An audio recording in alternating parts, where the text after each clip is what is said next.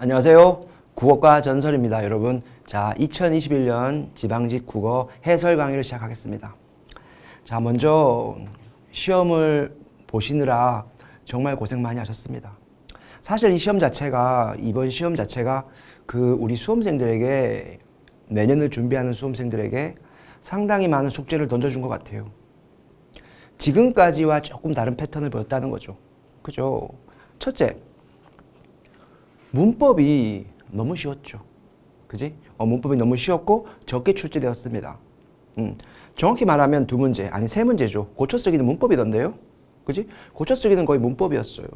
그죠? 그리고 나머지 어휘 세 문제? 어휘가 세 문제 출제되었는데 어휘도 그렇게 어렵지 않았습니다. 특히 한자성어 같은 경우에는 도금을 주었죠. 그지? 원래 도금을 주지 않잖아요. 그럼 도금을 줬단 말이야. 그래서 어휘 문제도 한자 도금이나 표기 같은 문제가 출제되지 않았기 때문에 별로 어렵지 않았었어요, 여러분. 그리고 그렇다면 거의 대부분의 문제를 차지했던 것은 바로 비문학 독해, 문학? 문학 같은 경우에는 5문제 출제됐죠. 그지? 결코 적지 않은 문항수였어요. 그래서 꽤 많은 지문을 읽었어야 됐단 말이에요. 하지만 문제의 난도는 그렇게 어렵지 않았거든요. 이거는 대부분의 모든 학생들이 얘기했고 선생님들도 대부분 의견이 그러했습니다, 여러분. 다만 그렇다면 결국에는 시간이 부족했다. 지문을 읽고 문제를 풀 때는 별로 지장이 없었다. 다만 시간이 많이 걸렸다는 거죠. 시간이 많이 걸린다는 것은 조금 시험 문제를 풀 때 당황할 수 있잖아. 그죠? 시간이 많이 걸리면 당연히 시간에 쫓기게 되고 당황하게 되면 사람은 뭘 하죠? 실수를 한단 말이야. 그치? 그래서 문제가 쉽게 출제되었음에도 불구하고 100점은 좀 드물었던 것 같고 한 90점 가까이 맞으면 그래도 국어 때문에 이 시험을 망치지는 않았을 거라는 생각이 듭니다. 그죠? 그리고 문제가 되었던 어휘 문제가 하나 있었는데 그 문제는 제가 보기에도 조금 출제에 문제가 있었던 것 같습니다. 그래서 그 문제에 대해서 그 문제가 과연 무조건 100% 정답을 처리할지 아니면 원칙대로 갈지 그것은 누구도 예측할 수가 없습니다. 그냥 이의를 제기하는 건 맞겠고 이의를 제기한 후에 결과를 기다려 봐야 될 것 같아요, 여러분. 네. 그리고 자, 제가 이 수업을 시작하면서 제일 처음 말씀드렸던 거 있죠. 과연 그렇다면 앞으로 내년에 공부 어떻게 해야 될 것인가? 내년에 공부 어떻게 해야 될 것인가? 먼저 문법.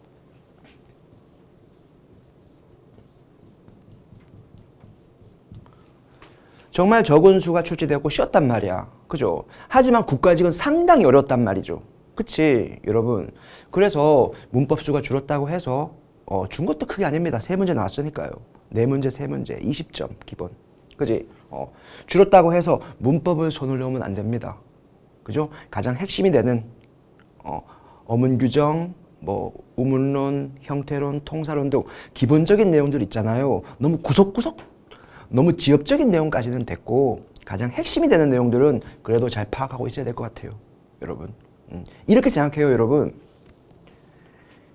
기본 문법 같은 경우에는 기본 수업을 들어서 그 기본 수업을 확실하게 공부한 다음에 모든 기출문제를 깡그리 풀어내는 거, 그게 아니고 수많은 기출문제를 그래도 어느 정도 머릿속에 많이 갖고 가기 위해서 기본 수업을 듣는다. 이렇게 생각하셔야 된다니까. 알겠죠? 나는 모든 기출문제를 다 풀 수 있어. 그래서 나는 기본 수업을 확실하게 공부할 거야. 이러면 한참 걸려. 사실 문법 문제 그렇게 많지 않잖아요. 그렇게 많은 시간을 투자하고 싶은가요? 그렇진 않잖아. 그지? 엄청나게 많은 기출문제를 갖고 가기 위해서 이번에도 문법은 기출에서 다 나온 겁니다, 여러분. 그래서 문법은요 가장 핵심이 되고 기본적인 내용을 공부하시는 겁니다. 그죠? 너무 지엽적인 것 말고. 지엽적인 것은 기출문제 풀다 보면 나오잖아. 왜 그것만 하면 되는 거지. 그죠? 그리고 또 문학을 말씀드리고 싶은데요. 문학 같은 경우에는 사실상 시가 조금 적게 출제되었어요. 그죠? 요번에는. 하지만 시 같은 경우에는 그래도 꾸준히 2문제 이상씩 출제되고 있는 부분이고, 그죠? 역시 고전 시가는 기존에 출제되었던 작품에서 나왔단 말이야. 그치?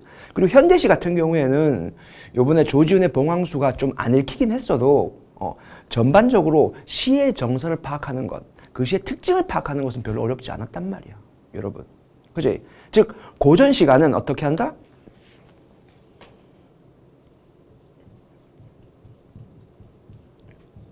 고전 시간은 기출 위주로 공부하시면 됩니다. 그지? 절대 배신하지 않습니다. 그지? 만약에 낯선 시가 나왔잖아요. 그러면 쉽게 물어보니까 더더욱 괜찮아요. 사실 문법과 시가 문제가 되죠. 현대시는 솔직히 예측이 힘들어. 누구도 예측이 힘들거든. 그러니까 분석력을 기르면 됩니다. 분석력을 길러서 대처하시면 충분히 최근에 3년간 문제를 풀어봤거든요. 여러분들 풀어보시겠잖아요. 그지? 걱정 없어요. 괜찮습니다. 여러분. 그 다음 소설. 자, 고전소설과 현대소설 통틀어서 사실 고전소설이 읽기가 조금 버거운 사람이 있긴 있어. 근데 그것은 여러분이 기출문제를 풀어보면서 기본 수업을 들으면서 공부하시면서 좀 익숙해지면 돼, 지문에. 지문에 익숙해지면 현대소설보다 더 쉬워. 더 쉽거든, 여러분. 그래서 소설 같은 거 역시 기본 이론, 그러니까 시험에서 묻는 그 선택지의 설명 무슨 말인지 알아야 되잖아, 여러분. 그쵸? 그래서 소설 같은 경우에는 기본 이론을 공부하시고 그 다음에 역시 시처럼 소설을 분석적으로 시험 문제에 맞춰서 읽는 연습을 하시면 될 것 같아요. 그지? 그래서 크게 기본 이론 수업을 듣고 기출문제 수업을 듣고, 그지? 뭐 이런 식으로 해서 순서대로 하시면 될 것 같고요. 독서, 그지? 화작 포함입니다. 화법 장문 포함. 이렇게 지금 지문을 읽고 푸는 건데요. 지문을 읽고 푸는 독서 같은 경우에는 역시 마찬가지로 이 글을 이해할 수 있는 독해력을 신장시키는 게 중요합니다. 그지? 주제를 파악하는 능력, 그 글을 요약할 수 있는 능력, 그리고 그 주제를 뒷받침하는 논지 전개 방식을 머릿속에 집어넣고 대조야, 분석이야, 유추야, 뭐 이런 것들을 정말 시험장에서 칼처럼 분석할 수 있는 능력, 이런 것을 길러주는 게 중요합니다, 여러분. 상당히 많은 부분이 여기서 출제되고 있지만 솔직히 시험의 난도는 크게 어렵지 않습니다, 여러분. 가장 기본적인 이론을 바탕으로 해서 독해력을 기르신다면 그냥 훈련하는 거죠. 다양한 지문을 읽고 문제를 풀어보고 기출문제를 적용하고, 그러면 사실상 이 독해 자체가 시험 문제는 많이 나오지만 사실 크게 우리를 어렵게 하진 않습니다. 만약에 시간이 모자란다, 정확성이 떨어진다, 그러면 이 독해의 훈련이 떨어진 거야. 이 독해 훈련을 제대로 하셔야 되는데 독해 훈련이 부족했던 거야. 사실 공부라기보다는 훈련에 가까운 거야. 왜냐하면 이 독해 문제가 만약에 됐다 어렵다 쳐요. 막 수능처럼 지문이 엄청나게 길단 말이야. 막 복잡한 과학, 막 기술 이런 내용이 막 나와. 그러면 사실상 이걸로 솔직히 좀 머리가 안 좋은 사람도 있잖아요, 사람이라면. 그러면 이래 훈련해도 안 돼, 이거는 공부야, 난 능력이 없어, 할 수 있겠지만 그렇지 않거든. 이 독해 자체가 크게 어렵지 않기 때문에 훈련만 제대로 되어 있으면 누구나 쉽게 문제 접근할 수 있는 문제들이 2021년 국가지개도, 2021년 지방지개도 나왔었거든, 여러분. 독해 때문에 겁내할 필요는 없어. 무조건 독해 위주의 수업을 듣고 독해 위주의 공부를 한다? 그것도 위험하고. 그치? 왜냐면 사실상 학생들이 많이 틀리는 것은 문법과 고전시가가 될 수도 있잖아, 내년에는. 그죠? 우리는 어떠한 일이 있어도 내년을 준비하는 이 상황에서 내년에 끝내야 하잖아요, 우리는. 그쵸, 여러분? 내년에 끝내야 하니까 우리는 정석대로 각각의 분야를 열심히 하는 수밖에 없습니다. 그지? 어떤 부분이 강화되거나 어떤 부분이 약화돼도 흔들리지 않고 시험장에서 편안하게 갈 수 있도록. 그지? 시험장에 편안한 마음을 갖고 갈 수 있는 거 있잖아요. 그거 정말 중요하거든요. 그지? 그것 자체가 각각의 문제에 대한 대응력을 상당히 높여준단 말이에요. 그래서 다시 한번 말씀드리겠습니다, 여러분. 자, 요약적으로 설명하면 한 분야에 치우친 공부는 좋지 않습니다. 독해가 중요하다고 해서 독해만 한다. 그건 아니에요.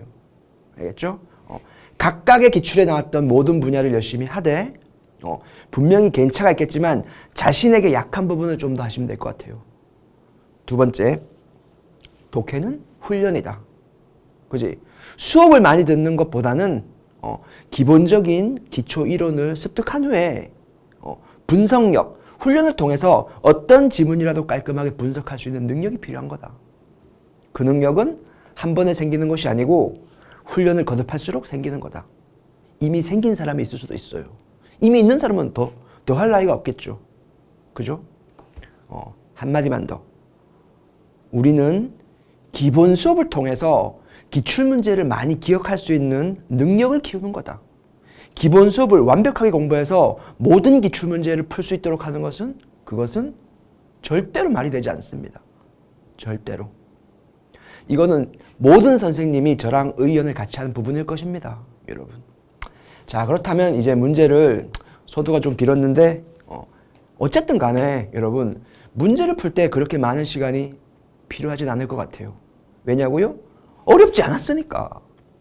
사실상 이 문제를 갖고 제가 길게 설명한다면 오히려 듣는 사람이 지루할 겁니다.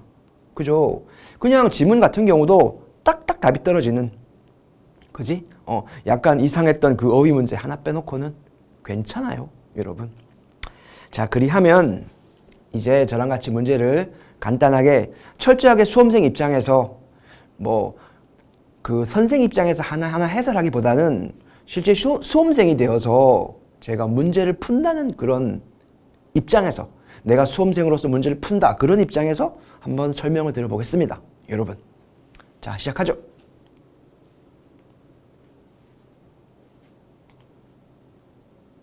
자, 저는 전설 김상영입니다. 여러분. 문법을 도식화, 문학을 구조화로 설명하는, 근데 제 수업을 듣지 않은 분이 많이 있으니까 사실 보편적인 설명을 하도록 하죠. 자, 먼저 1번 문제입니다. 여러분, 1번 문제. 자, 밑줄 친 부분이 바르게 쓰이지 않은 것은 무엇인가 이렇게 돼 있죠. 자, 문법인데 왜 쉬운가 하면 정말 웬일, 며칠, 박인, 의례 이런 것이 있잖아요. 다 기출에서 많이 봤던 거잖아. 그지? 특히 있잖아, 여러분. 이거 이렇게 쓰는 경우는 존재하지 않죠. 그지? 무조건 이렇게만 쓰는 거잖아. 그지? 시험 공부를 진짜 한 번이라도 준비한 사람은 이 문제를 여러 번 풀어봤을 거란 말이야. 틀린 사람 거의 없을 겁니다. 그죠? 이것도 여러 번 나왔고. 그지? 단몸으로 써야 되는 거. 그 다음, 굳은 살이 못에 박히는 것이 아니고 굳은 살은 저절로 박이는 거니까. 기본형이 박이다고. 그지? 그 다음, 웬일 같은 경우에는 오늘은 왜인지, 그지? 오늘은 왜인지 준말, 이 왠지 빼고 있잖아요. 나머지는 다 이렇게 써야 됩니다. 웬일이냐, 웬떡이냐, 웬놈이냐, 그지? 왜, why 빼놓고는 다 오해로 써야 된다니까요. 사실상 어려움이 별로 없었어요. 자, 2번 문제. 자, 조사의 쓰임이 옳은 것은 무엇이냐라고 되어 있습니다. 자, 이것도 마찬가지야. 사실상 다른 조사가 나왔으면 어려운데요? 라고 제가 설명을 드리겠지만 지금 이게 나왔잖아요. 로소와 뭐뭐 로소와 이게 나왔단 말이야. 그죠? 그러면 가장 기본적으로 솔직히 이것만 기본적으로 기출문제에 이게 신분, 자격, 도구, 수단 이라는 기출문제가 여러 문제가 나와 있었어, 여러분. 이것만 갖고도 풀 수 있어. 자, 그럼 볼게요. 아버지의 딸로서 서죠, 자격이니까. 그지? 자, 대화를 수단으로 삼아서 대화를 수단으로 삼아서 갈등을 좀 풀자? 수단 이렇게 된단 말이야. 그다음 세 번째, 드디어 오늘로써 그 일을 끝내고야 말았다. 이 오늘로써는 솔직히 말하면 신분과 자격도 아니고, 그지? 수단과 도구도 아니란 말이야. 아니에요. 하지만 이게 사전에 찾아보면 어떤 기준으로서 기준이 되는 시점을 말하는 거거든요. 그죠? 근데 엄밀히 본다면 이게 자격이나 신분보다는 어떤 수단적인 의미에 가까운 거야. 유사성이 있단 말이야. 그죠? 그래서 이것은 3번은 정답이에요. 괜찮아요. 그지? 자, 마찬가지. 시험을 치는 것은 이로써 어떤 기준이 되는 시점이거든요, 여러분. 그러니까 당연히 이로써를 써야 되죠. 그지? 자, 그래서 여러분 정답은 3번임을 알 수가 있습니다. 그 다음, 자, 요 녀석은 사실상 문제 오류가 있으니까 뭐 크게 설명하지 않겠습니다, 여러분. 2번, 3번, 4번 무조건 당연히 맞는 설명이었고, 1번 반나절, 하루 낮에 반, 이게 표준국어 대사전에 요 말이 있습니다. 그죠? 근데 요게 지금 문제에서는 여기 띄어써 있지만 표준국어 대사전에는 이렇게 붙어 있거든요. 시험지에는 띄어져 있지만, 근데 그 차이 갖고는 사실상 그 차이로 틀렸다 맞았다고 얘기하기는 좀 그렇죠. 그지? 어쨌든 요 문제는 잘 해결되기를 바랍니다, 여러분. 4번 문제 보겠습니다. 자, 4번 문제를 보시면 밑줄 친 부분과 바꿔 쓸 수 있는 관용 표현 나와 있어요. 그지? 이것도 물론 기출에 근거해서 풀 수도 있지만 뭐 기출을 몰라도 쉽게 접근이 가능했죠. 그지? 왜냐하면 몹시 가난한 것은 가랑이가 찢어지는 것이고, 그지? 비웃는 것은 코웃음을 치는 게 맞죠. 그지? 실제보다 비싸게 당연히 바가지를 쓰는 거야. 이게 사실 공부를 해서 아는 게 아니잖아요. 솔직히 대한민국 국민이라면 어느 정도 아는 거 아닌가? 그치? 이것을 연결해 준다를 호흡을 맞추다? 호흡을 맞춘다는 게 뭐예요? 어떤 사람과 내가 호흡을 맞춘다는 것은 그 사람의 의향을 알고 그 사람의 생각도 잘 알면서 어떤 행동을 같이 해나가는 거 아닌가? 전혀 상관이 없잖아. 그지? 자, 2번 크게 문제가 될 게 없었어요. 사실상 지금까지 틀릴 수 있는 것은 약간 이상하게 나온 3번이 틀릴 수 있었고 나머지는 괜찮죠.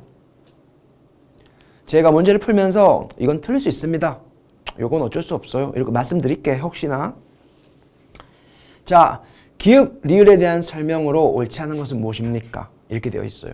만만치 않았죠. 하지만 그렇다고 해서 정답을 못 찾을 정도는 아니었던 것 같아요. 여러분, 일단 문제를 먼저 보면 기역, 서리적 표현을 통해서 춘향이도 천중절을 당연히 알 것이라는 점을 서술하고 있다. 서리적 표현이 뭐야? 너무나 당연한 사실을 의문문에 수법을 써서 강조하는 방법. 기억 가볼까? 이때 월매딸 춘향이도 또한 시서 음열이 능통하니 천중절을 뭐를 써냐? 그죠? 딱 알맞은 설명이죠. 비유법을 사용하고 있고, 음양의 조화. 음양이라면 사람으로 따지면 남자 여자. 그지? 아름다운 봄날의 풍경이다. 자, 니은 가봅시다. 녹음 방초 우거져 금잔디 좌르르 깔린 곳에 황금 같은 비유법. 꾀꼬리가 쌍쌍이 날아든다. 음양의 조화. 그지? 남녀 한 쌍. 그쵸? 근데 살짝 문제가 됐던 게 녹음 방초가 살짝 여름 느낌 나죠. 그치? 어떻게 본다면 5월달 단오를 얘기하고 있으니까 살짝 초여름 분위기 나죠. 그치? 그래서 조금 학생들의 조금 난감해 할 수 있었던 것 같아요. 그죠? 근데 시기적으로 봤을 때 초여름은 또 늦여름이기도 한데 좀 모호하긴 합니다. 약간은. 그죠? 어쨌든 비유법과 음양의 조화는 괜찮았어. 약간 의구심이 들죠. 자, 음성상징어. 음성상징어를 사용해서 춘향의 그네 타는 모습. 음성 상징은 뭔가요? 의태어랑 의태어. 동작을 흉내낸 말, 그 다음 의성어, 소리를 흉내낸 말. 가볼게요. 자, 보시면 여러분, 펄펄, 흔들흔들, 이런 것이 있죠. 그지? 그 다음 밑에 내용 보면은 자꾸 왔다 갔다 하니까 좀 복잡해서 바로 밑에 내용 보겠습니다. 여러분. 그 형용은 세상 인물이 아니로다 라고 돼 있는데 이때 중요한 건 맥락이죠. 이 앞에 내용이 뭔가 하면 그네 타는 춘향이의 모습이에요. 그네 타는 춘향이. 그치? 그네 타는 춘향의 모습을 시냇가 반석 위에 옥비녀 떨어져 비녀 비나는 소리. 옷그릇을 깨트리는 듯 하는 그 모습은, 형용, 그 모습은 세상 인물이 아니다. 이건 춘향의 외모를 높게 평가하는 거죠. 그지? 누가 봐도. 자, 그리해서 여러분, 춘향의 내면적 아름다움은 아닙니다. 편집자 농평은 서술자의 개입이니까. 그지? 이건 괜찮죠. 서술자의 목소리가 들려왔지? 하지만 내면적 아름다움은 아니란 얘기죠. 자, 그 다음.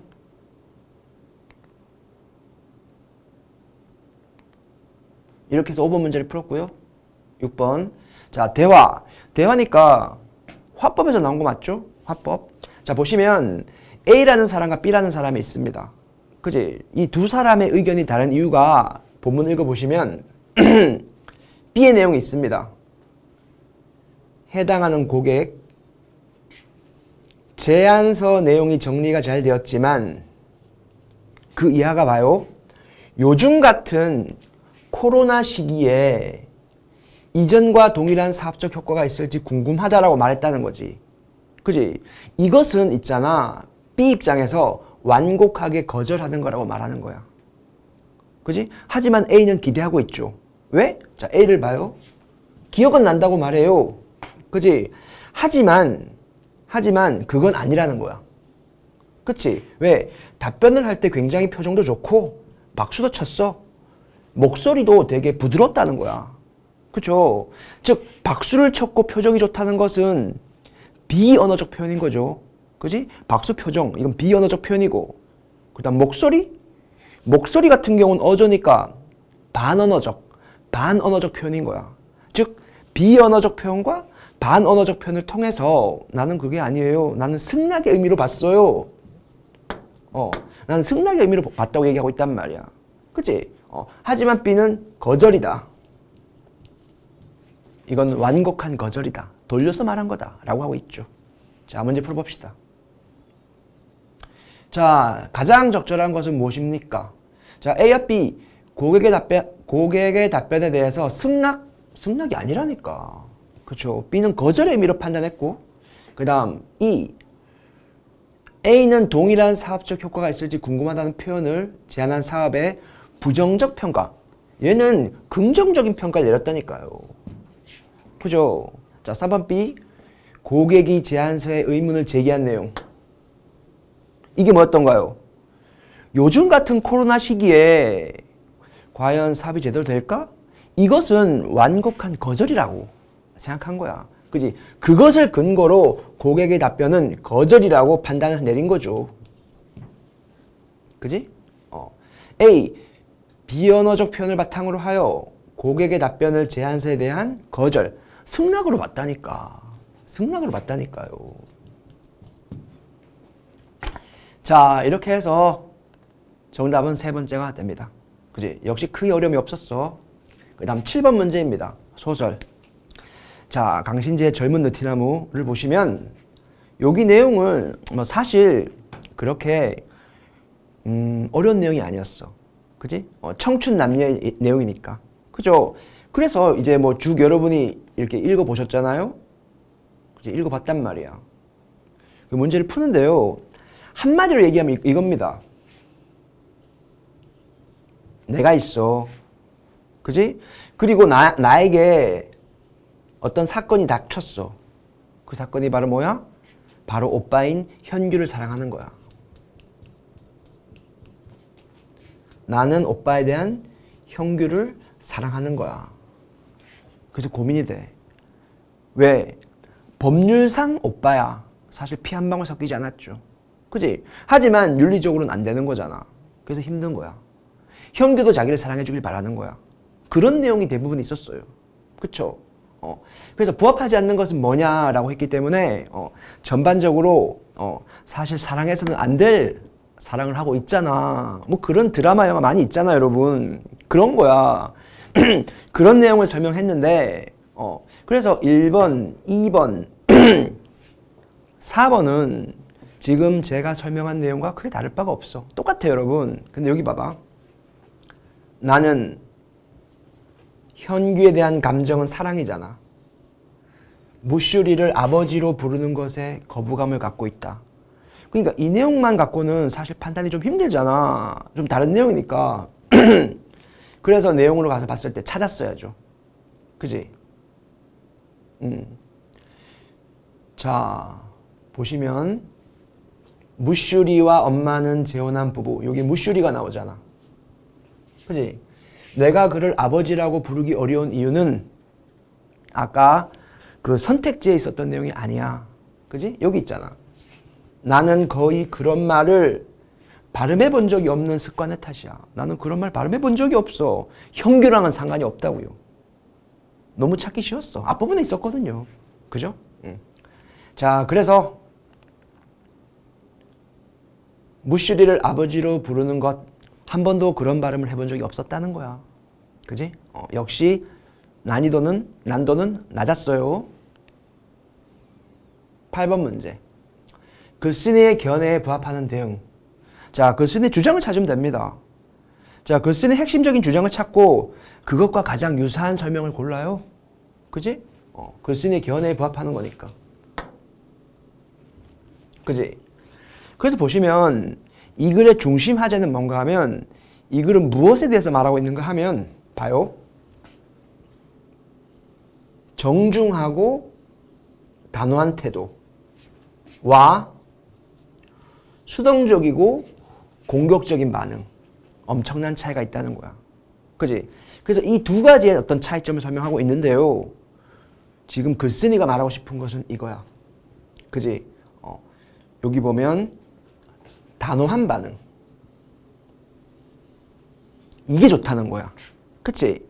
이 글쓴이의 의견은 단호한 반응은 다른 사람의 권리를 침해하지 않으면서 우리의 개인적인 생각은 버려야 돼요, 여러분.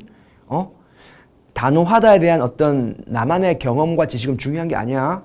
이걸 봐야지. 다른 사람의 권위를 침해하지 않으면서 자신의 권리를 존중하고 지키는 거야. 여러분, 중요한 건 뭐야? 나의 권위를 지키는 거야. 하지만 다른 사람의 권위를 절대로 침범하면 안 돼. 그게 단호한 거야. 그치? 결국은 상대방을 배려하는 태도를 보여줘야 된단 말이야. 나의 권리를 지키면서 상대방의 권리를 침해하지 않으면서 결론은 상대를 배려하는 거야. 그게 단호한 거야. 그치? 이 내용이 동시에 들어가는 걸 찾아야 돼요. 자, 볼게요. 자, 1번과 4번은 아예 되질 않죠. 단호하지 않아요. 나를 위한 게 아니야. 자, 문제는 2번과 3번. 안 되죠. 안 피우시면 좋겠어요. 피우지 말란 얘기니까. 그지? 근데 봐요. 흡연이 얼마나 해로운데요. 나 자신의 담배 냄새를 맡지 않을 권리를 잘 말하고 있어요. 좀 참아보세요. 그렇다면 이 담배를 피우는 사람의 담배 피울 권리는 묵살되는 거잖아요. 그죠? 상대를 배려했다는 생각은 들지 않아요. 누가 봐도. 그치? 근데 봐요. 연기가 해롭잖아요. 피우지 마세요. 근데 피우고 싶다면 차를 세워드릴게요. 라는 배려의 마음이 나타나 있단 말이에요. 그쵸? 나 자신의 권리를 지켰어요. 나는 건강할 권리가 있잖아. 그리고 상대방이 담배를 피우고 싶으면 세워드릴게요. 내려서 피우세요. 그지? 상대방의 권리도 침해하지 않았어요.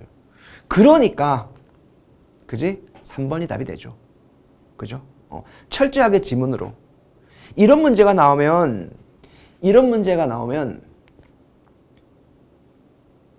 이런 문제가 나오면 잠깐만요. 앞으로 가볼게. 이 지문 자체를 하나의 이렇게 색안경으로 쓰고 글쓴이의 견해니까 글쓴이의 의견으로만 답 찾기를 하셔야 돼요. 알겠지? 글쓴이의 의견이라는 색안경을 써. 그리고 그 색깔로만 답을 찾으셔야 돼요. 만약에 여기에 우리의 주관적인 경험이나 지식이 보태지는 순간 오답으로 가게 될 거예요. 그렇죠? 네. 근데 사실 어떻게 주관적인 생각을 완벽하게 사람이라면 배제할 수가 있을까요? 그죠? 이게 좀 어려운 부분이긴 한데 여러 문제를 풀어보면서 그런 훈련을 해야겠죠. 그 다음 9번 문제. 자, 가에 들어갈 한자성어로 적절한 것은 무엇입니까? 이렇게 되어 있습니다. 그지? 보시면 뭐 크게 뭐 썩 잘 읽히는 건 아니었지만 뭐 그래도 읽어 내려갈 수 있었고요.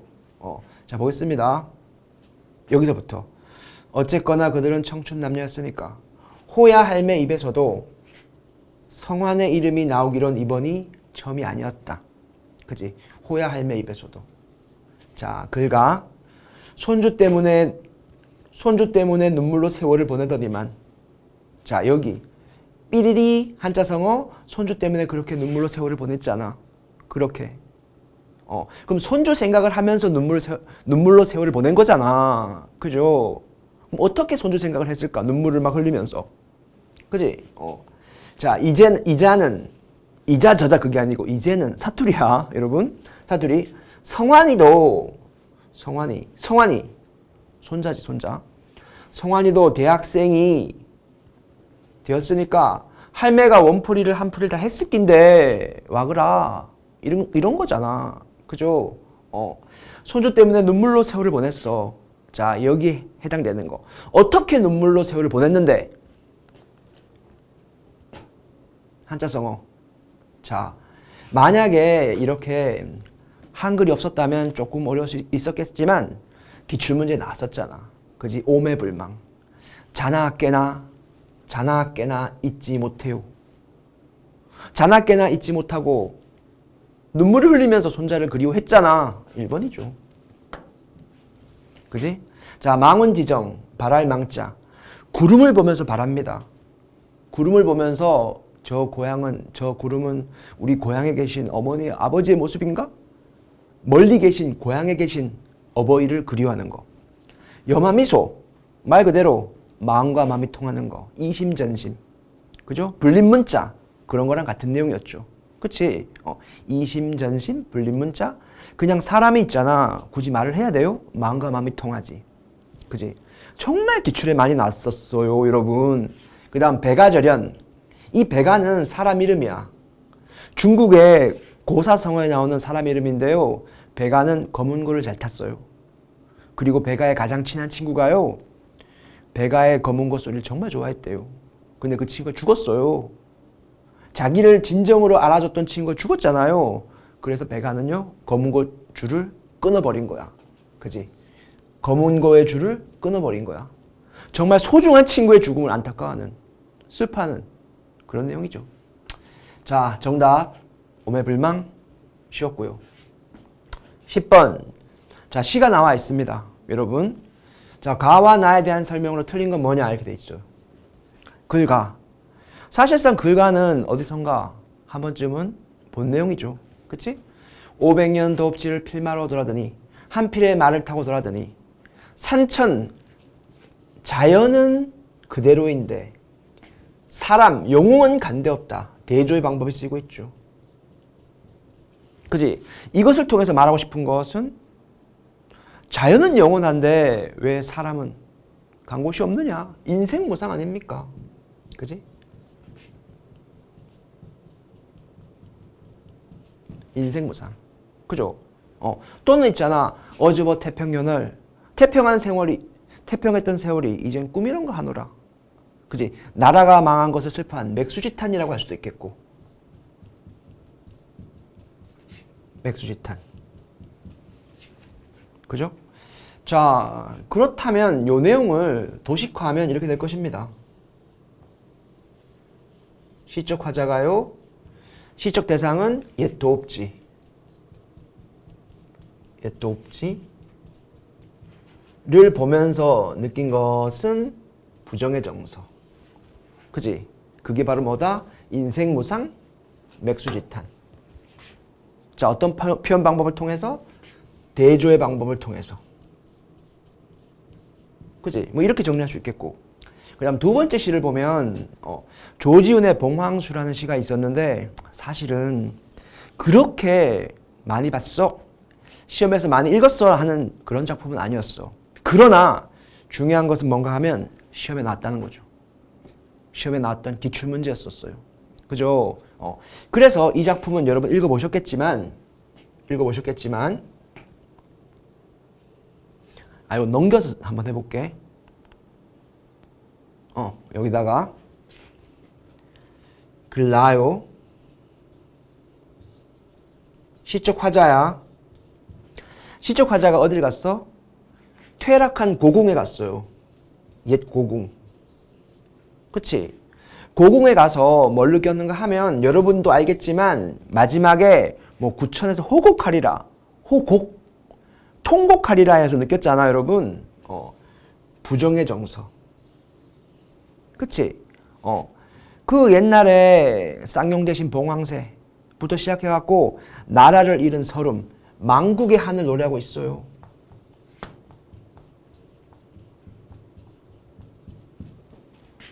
그치? 자, 살펴볼게요. 지금 벌레 먹은 두리기둥, 낡은 단청 풍경소리, 추녀 끝에는 산새도 비둘기도 둥지를 마구 쳤다. 이게 퇴락한 고궁의 모습이죠.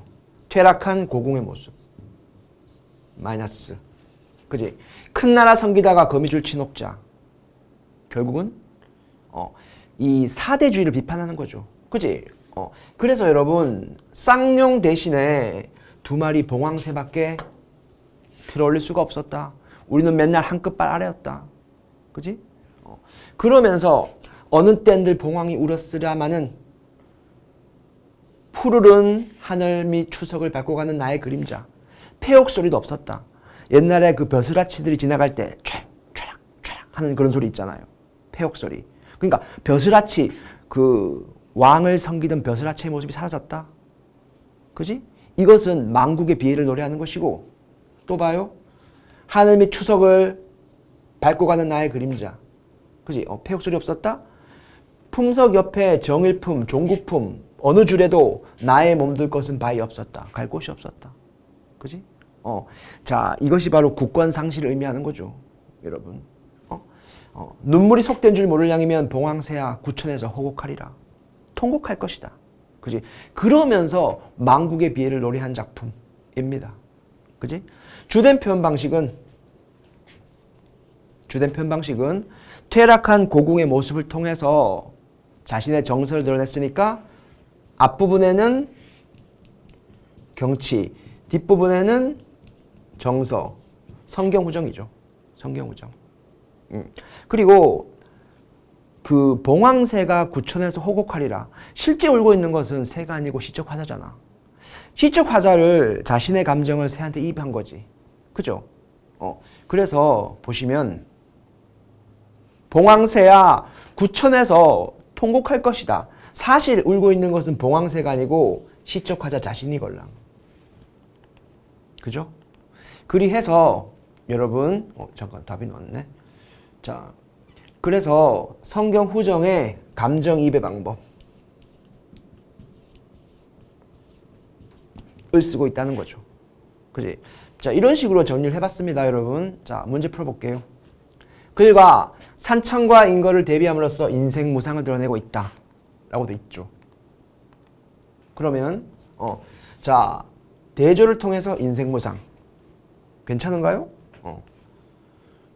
그 다음 쌍용과 봉황을 대비함으로써 그지? 왜 우리는 봉황밖에 안 되는가? 사대주의적 역사에 대한 비판적 시각. 그 다음 가와 나 모두 성경후정. 처음에는 경치를 얘기하고 뒤에는 정서이다. 자, 그렇다면 사실 글라 같은 경우에는 성경우정을 쉽게 발견했고 글가는 읽어봐야 될 것 같아요. 사실상 글가를 성경후정이라고 크게 가르치진 않았던 것 같습니다.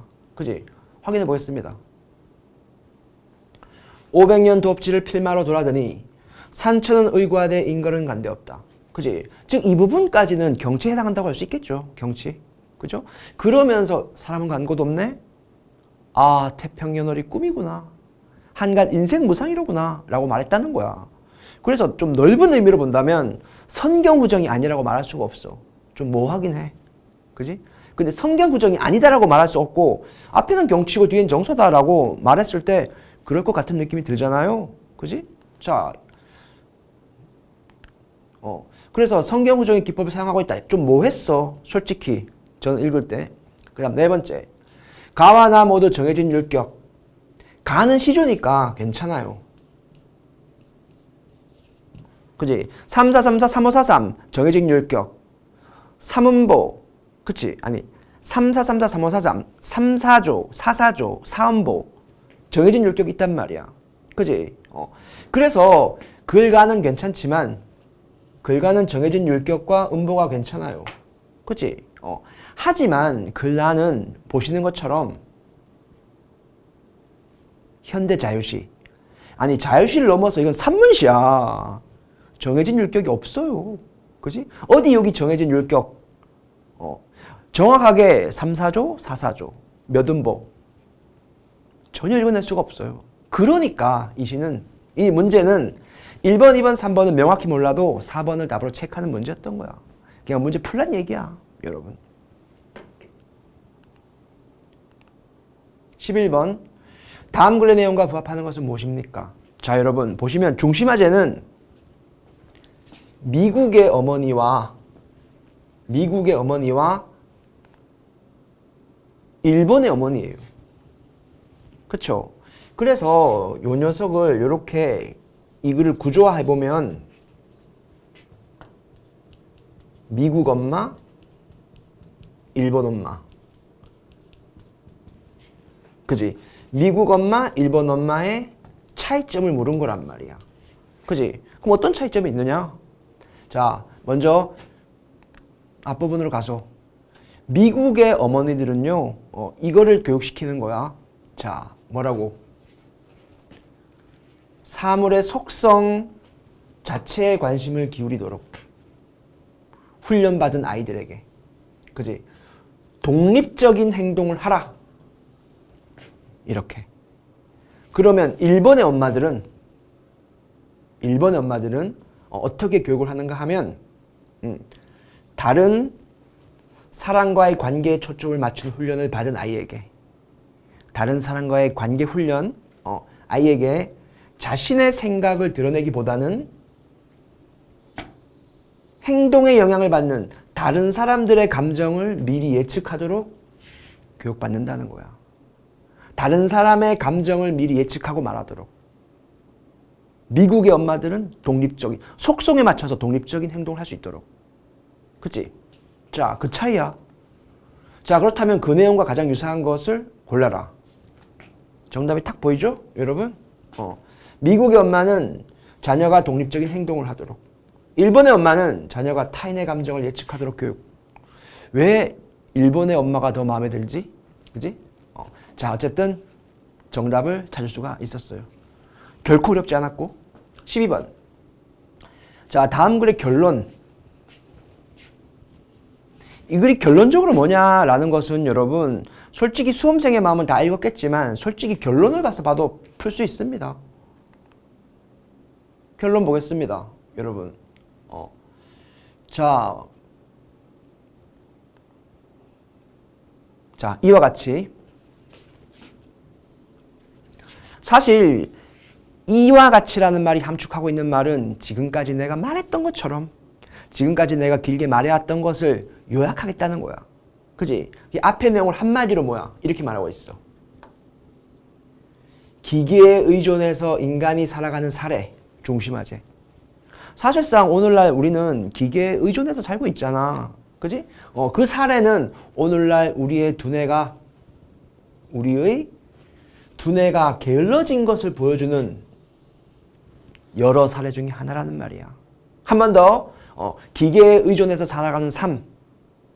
그것은 게을러 터진 우리의 뇌를 보여주는 것이다. 그러면서 여기에 부작용이 나와 있어요. 자, 그렇다면 가장 적절한 건 뭐냐? 지금 제가 설명해 드린 것, 밑줄 친 부분과 가장 유사한 것 찾으면 되죠. 그지? 가장 유사한 것 보이죠? 인간의 두뇌가 게을러지는 부작용. 2번이 되는 거지. 인공지능 때문에. 어쩐지 정말 이 지문 읽으면서 정말 공감했어요. 정말 내비게이션이 없을 때도 운전을 했고 요즘 내비게이션이 생길 때도 생긴 이후에도 운전을 많이 했거든요.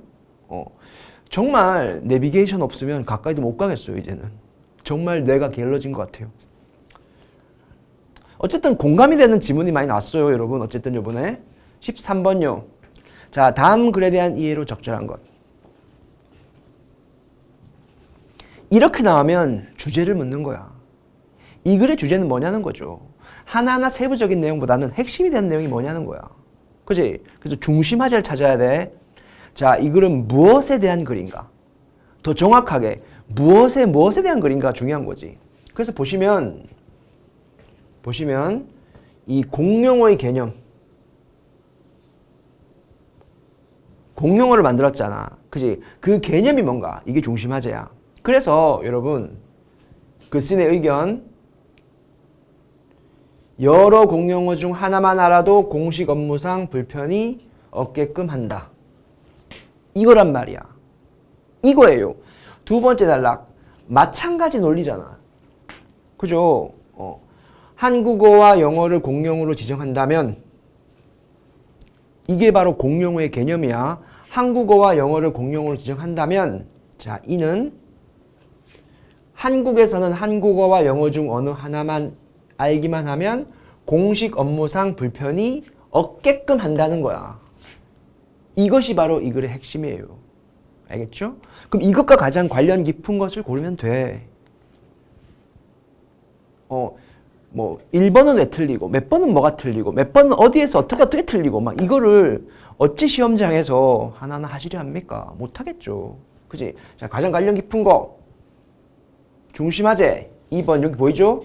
복수의 공용어 지정하면 공무상 편의를 도모할 수 있다. 이것이 되는 거죠.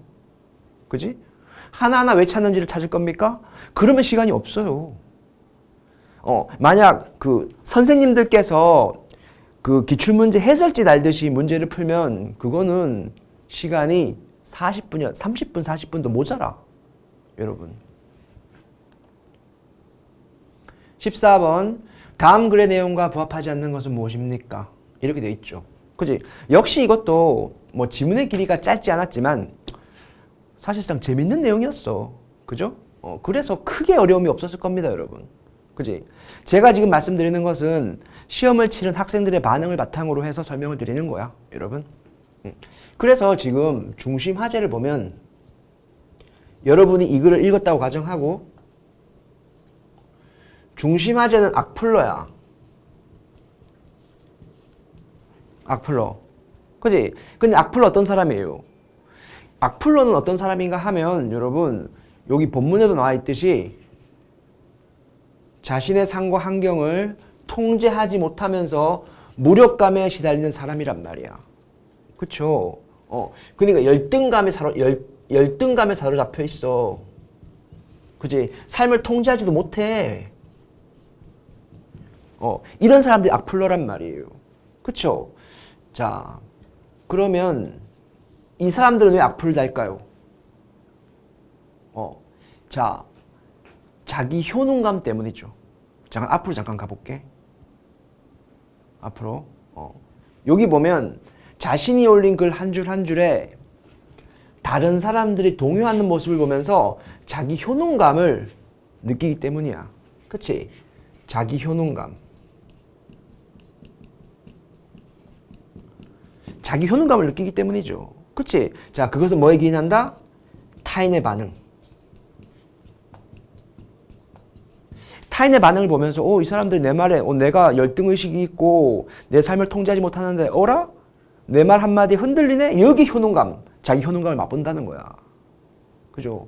그 다음 내용이 보면 맨 같은 말 중심하자. 자기 효능감은 상대방의 반응에 의해서 좌우된다는 거야. 그래서 악플러들이 악플다는 거죠. 그지? 그렇기 때문에 뒤에 있는 내용을 보시면 마냥 무시하잖아요. 그러면 오히려 자괴감에 빠질 수 있는 거지. 어라? 그치? 오히려 상대방이 반응하지 않으면 자괴감에 빠질 수 있다는 거야. 오히려 악플러가. 왜? 악플러는 앞서서 얘기했듯이 어떤 사람들이야? 열등감. 그지? 자기 삶을 통제하지 못하는 사람이라서 그래요. 그쵸? 이런 핵심 내용 갖고 있어. 자, 틀리는 건 뭐냐? 지금 밑에 있는 내용은 지금 제가 앞서서 얘기했던 요 내용에 대한 구체적인 예시, 설명들이야. 그지? 그래서 특별히 읽지 않을게요. 자, 부합하지 않는 건 뭐냐? 라고 되어 있죠. 그지? 자, 1번. 악플러는 자신의 말에 타인이 동요하는 것을 보면서 뭘 느껴? 자기 효능감을 느끼는 거야. 괜찮죠? 개인주의자는 악플에 무반응함으로써, 그지? 악플에 반응하지 않으면 타인이 악플러를 자괴감에 빠뜨린다고 나와 있었죠. 3번. 자신의 삶을 잘 통제하는 악플러일수록 타인을 더욱 엄격한 잣대로 비판한다. 라고 돼 있죠. 하지만 악플러는 열등의식과 자신의 삶을 통제하지 못한다고. 열등의식과 자신의 삶을 통제하지 못하기 때문에 타인의 반응을 통해서 효능감을 느끼는 거란 말이에요. 그죠? 그러니까 3번은 틀렸죠. 자, 한국인들은 타인에 대해서 신경을 많이 쓴다. 뒷부분에 예로 나와 있습니다. 3번이고. 그 다음 15번. 자, 밑줄 친 부분이 지시하는 대상이 다른 것은 뭐냐? 이거는 솔직히 틀렸다면 실수겠죠. 그죠? 구형, 요것은 수박의 겉입니다. 그지? 나머지 니은, 디귿, 리을은 수박의 빨간 속살이죠. 그지? 그래서 정답은 1번이 될 것입니다. 16번. 자, 가라에 들어갈 말로, 그러니까 적절한 접속을 넣는 거잖아요. 그죠? 그야말로 맥락을 파악하는 거죠. 그지? 맥락을 제대로 파악하면 쉽게 접근이 가능했던 문제였어요. 자, 그래서 보시면, 자, 여러분 먼저 볼게요. 여기. 황진이는 말할 것도 없고, 무명씨도 대부분 양반이 아니었겠지만, 정철, 윤선도, 이황은 양반 중에 양반이었다. 이렇게. 그들은 양반 중에 정말 핵심적인 양반이었다. 접속어. 자, 그들이 우리말로 작품을 썼던 걸 보면 양반들도 한글을 쓰는 것을 즐겼다는 것을 부정할 수는 없다. 라고 되어 있죠. 그렇다면 이 가를 기준으로, 그치? 앞의 내용과 이 뒤에 내용 있지. 그치? 어떤 내용인가요? 전혀 조금 관계가 없는 내용인 것 같죠. 그치? 좀 분위기를 전환을 가져오는 내용이잖아. 그치? 앞에서 이렇게 마름모 얘기를 했다면 뒤에는 동그라미 얘기를 꺼내고 있단 말이야. 그치? 양반 중에 양반이었다. 자, 그들이 만약 한글로 작품 쓴 거 보면 양반들도 한글을 즐겨 썼다는 것을 부정할 수는 없다. 라고 했으니까 뭐 그런 데라든지 뭐 한편이라든지 이런 전환의 접속어가 필요했을 것이고, 자, 더 정확한 것은 볼게요. 글라, 허균, 김만중, 한글로 소설까지 쓰지 않았단 말이냐? 라고 돼 있죠. 그지? 글라. 글라는 맨 똑같이 동그라미 내용이 나와 있단 말이야. 그죠? 근데 더 강조되어 있죠. 그치? 그러니까 강조되어 있으니까요, 여러분. 여기는 뭐 그리고나, 그지? 똑같은 내용이니까. 또는 뭐 게다가, 이거 안 나오네. 그리고나 게다가 뭐 이런 내용이 왔어야 될 거란 말이죠. 그치? 자, 여러분, 그렇다면 선택지로 가볼게요. 선택지. 자, 정답이 이렇게 해야지. 보시면 처음에는 그런데니까 1번과 2번. 지금 있잖아. 그 가의 앞부분과 뒷부분에서는 전환이니까 이렇게 그런데를 준 거란 말이에요. 그죠? 자, 그런데를 줬는데요. 자, 여기서 게다가 있죠. 게다가. 그지? 그리고가 아니고 게다가인 이유는 뭔가 하면 어떤 것 때문이에요? 바로 강조하는 거. 똑같은 내용이지만 한 번 더 강조했기 때문에 그지? 이 게다가가 더 맞는 거죠. 그지? 이 게다가가 더 맞는 거란 말이야. 그죠? 자, 그렇다면 여러분 그렇게 해서 그 다음 내용 볼게요. 자, 글다. 이들이 특별한 취향을 가진 소수의 양반이었다면 이야기는 달라진다. 이 내용 무슨 뜻이야? 전혀 다른 내용이잖아. 반대의 내용이죠. 하지만 이들이 특별한 취향을 가진 소수의 양반이었다면 이야기는 달라졌을 것이다. 그치? 그러니까 여러분 그러나 뭐 그렇지만 이렇게 봐야 되잖아. 그치? 그러니까 정답은 1번이 됩니다. 17번 고쳐쓰기 방안. 사실상 이거는 문제를 그러니까 맞추라는 거지. 그지? 맞추라는 거야. 그래서 고쳐쓰기 방안으로 적절하지 않은 것은 무엇입니까? 이렇게 되어 있어요. 그지? 보시면 보건소가 있었다라는 거 있죠. 그지? 사실 있었다는 현재형으로 써야 되죠. 그지? 있다가 맞습니다. 괜찮고요. 그리고 여러분 오늘 우리 시청이 지향하는 이것은 지향은 어떤 목표의 뜻이 쏠려 향한다는 의미 지향으로 바꾸는 게 맞죠.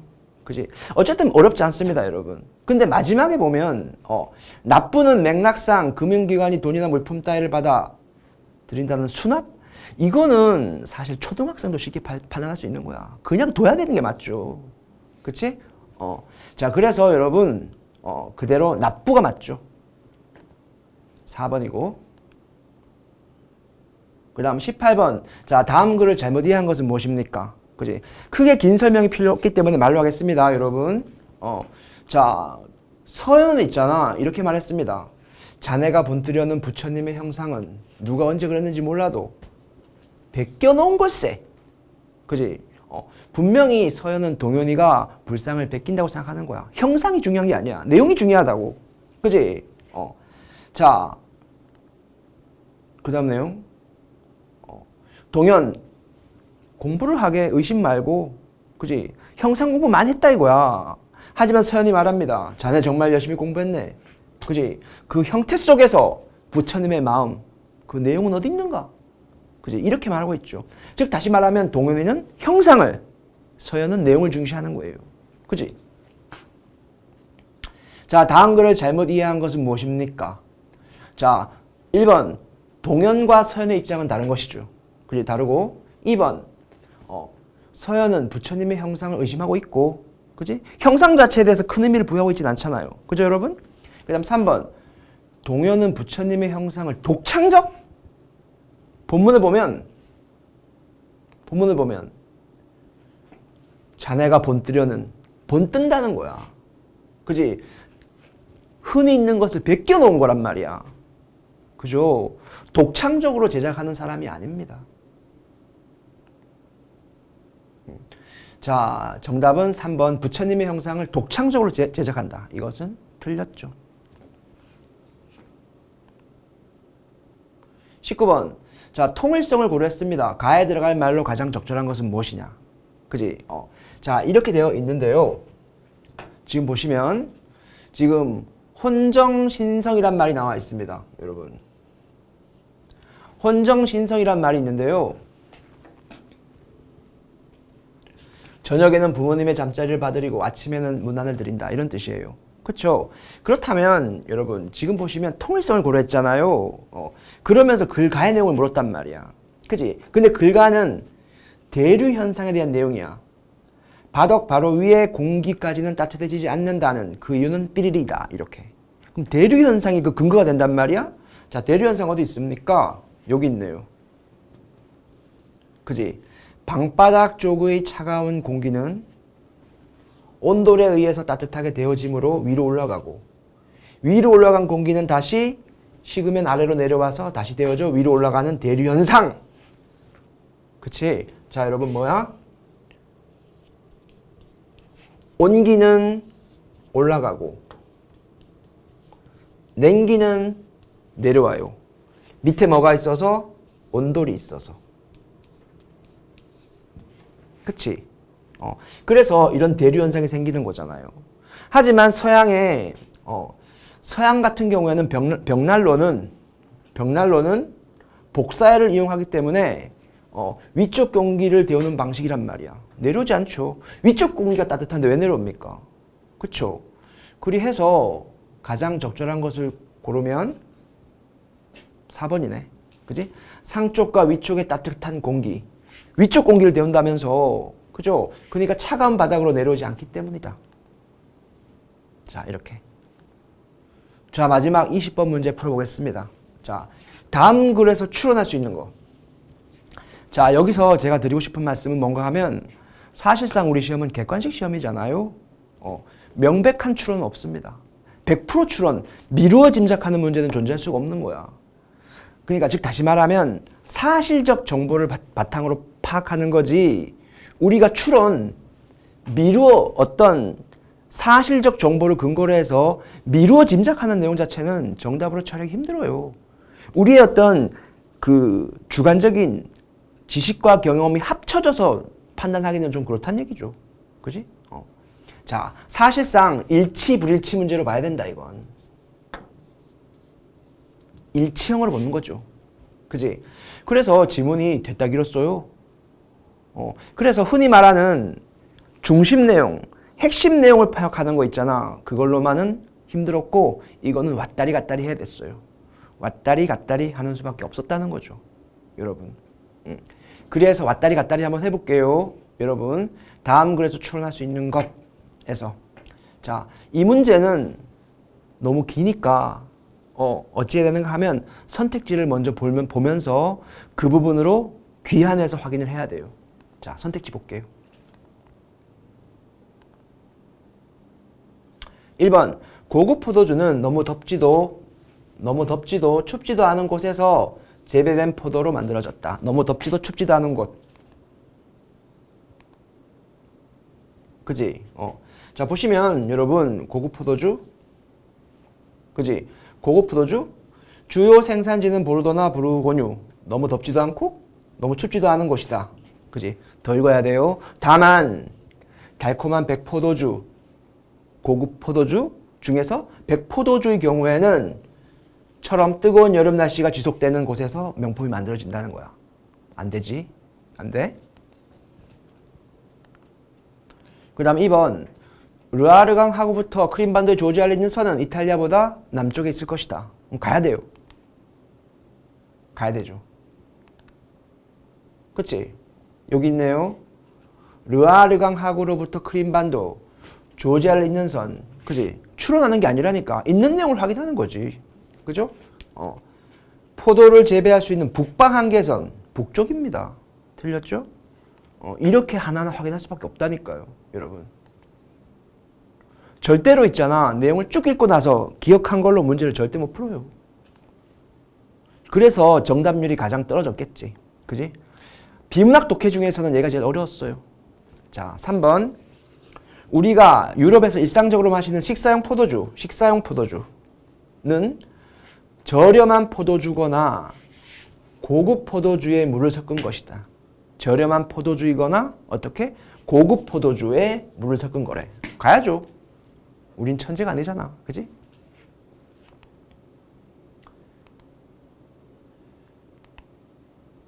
자, 여기 있습니다. 일상적인 식사용 포도주는 당연히 고급 포도주와는 다른 저렴한 포도주가 쓰이며 술이 약한 사람들은 여기에 물을 섞어 마시기도 한다. 즉 다시 말하면 저렴한 포도주에 물을 섞는 거지. 고급 포도주와 다른 저렴한 포도주에 물을 섞는 거야. 그죠, 여러분? 자, 이렇게 해서 마지막 보겠습니다. 지문이 길어서요. 병에 담겨 코르크마개를 끼운 고급 백포도주. 그지? 일반적으로 병에 담겨 코르크마개를 달려 있잖아. 그지? 일반적인 내용으로. 자, 보관 기간에 비례해서 품질이 개선되지 않을 것이다. 자, 고급 백포도주. 그지? 가보겠습니다. 여러분. 자, 여기 보면 고급 백포도주 여기 있습니다. 대부분의 백포도주. 그지? 혹은 중급 이하의 저포도주. 그지? 그러니까 고급 백포도주를 포함한 거야. 시간이 지날수록 오히려 품질이 떨어진다. 그지? 백포도주 혹은 중급 이하의 저포도주는 시간이 흐를수록 품질이 떨어진다. 만약에 흐를수록 품질이 개선되는 것이 있다면 고급 저포도주에만 한정된 이야기다라는 거지. 그죠? 즉 다시 말하면 결론적으로 4번. 그지? 고급 백포도주는 보관기간에 비례해서 품질이 개선되지 않을 것이다. 이 내용과 상통하는 거죠. 그지? 자, 여러분. 어쨌건 간에 제가 앞부분에 내년 시험을 대비해서 우리가 어떻게 할 것인가 그 방법과 대책에 대해서 말씀을 드렸고, 뒷부분은 제가 철저하게 수험생 입장에서 선생이 아니고 수험생 입장에서 시험장에서 문제를 푼다는 그런 마음가짐으로 문제를 한번 풀어보았습니다. 여러분, 이 해설 강의가 여러분에게 꼭 도움이 되었으면 좋겠고, 어쨌든 시험을 치신 분들은 정말 수고하셨습니다. 좋은 결과 있길 바라겠고, 그리고 이 강의를 들으시면서 내년을 대비한 학생들은 꼭 효율적인 시험에 맞는 효율적인 공부 방법을 선택해서 시험을 봤을 때 내가 너무 과하게 공부했다, 내가 너무 편협한 공부를 했다, 그런 생각을 가지지 않을 수 있도록 가장 정확하고 효과적인 그런 접근 방법으로 공부를 해나갔으면 합니다. 모든 일에는 전략과 전술이 필요한 거잖아요. 그죠, 여러분? 자, 긴 시간 동안 제 강의를 들어주셔서 정말 감사드리고요. 저는 여기서 물러가도록 하겠습니다. 여러분, 감사합니다.